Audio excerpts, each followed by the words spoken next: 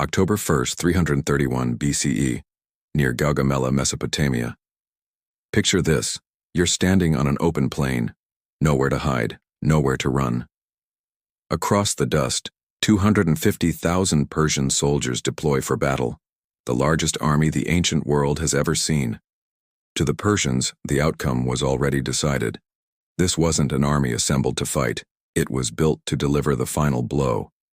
At their center stands Darius III, the man every army in Asia was taught never to challenge, the kind of power that doesn't expect resistance and only submission.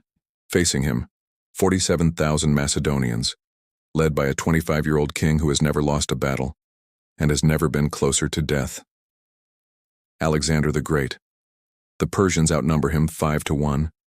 They have cavalry on both wings, chariots at the front, war elephants. By every rule of ancient warfare, this should be over before it begins. Now watch what happens. By sunset, the Persian Empire will collapse, and the King of Kings will abandon his men and run for his life. Alexander will become king of Asia. How did an army that should have been erased end an empire before sunset?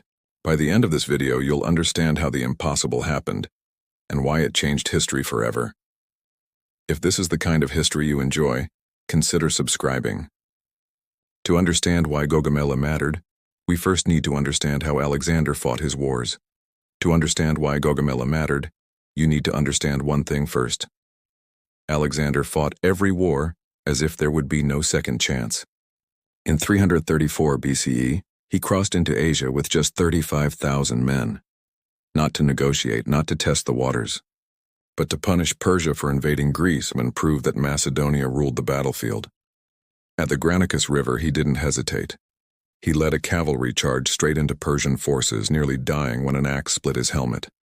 He survived, and Persia broke. A year later, Issus. This time, Darius himself came to stop him. The battlefield was narrow. Persian numbers meant nothing.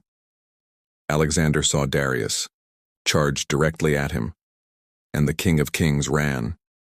He left behind his family, his treasury, his army. Alexander didn't just win battles, he shattered authority. After Issus, the world began to tilt.